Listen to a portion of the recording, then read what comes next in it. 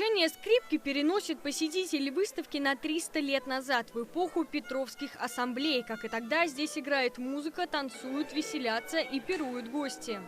Это выставка о Петровских ассамблеях, рассказывающая о повседневной культуре петровского времени, что ели, что пили, как танцевали, в какие настольные игры играли. И, конечно, какие разговоры были на этих собраниях, чтобы было понятно, о чем думал человек петровского времени. Выставка полностью интерактивная, ее можно и нужно трогать, отмечают организаторы. Внимание привлекает стол с муляжами блюд 18 века. Это зелень, устрицы, мясное рагу, печеные груши. С накрытым столом соседствует лаборатория запахов, где можно ощутить аромат сыров, копченостей и пряностей петровской эпохи.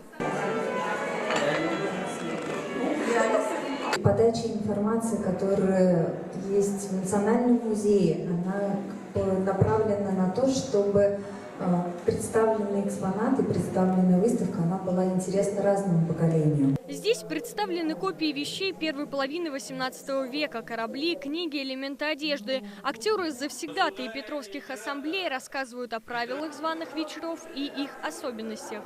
Из экспонатов вообще все очень нравится, очень так интересно, и даже музыка на фоне как-то переносит нас в то время, и это очень волшебно. Вот эта атмосфера переносит как-то на 300-200 лет назад, и хочется прям сходить еще раз в этот музей, пригласить своих друзей. В Татарстан из Санкт-Петербурга выставку привез музей-заповедник Петергоф. Ранее проект побывал в Воронеже, Москве и Великих Луках. Мы, единственный музей Республики Татарстан, вошли в ассамблею Петровских музеев. Для нас очень важно, что мы приобрели такого мощного, надежного друга и партнера.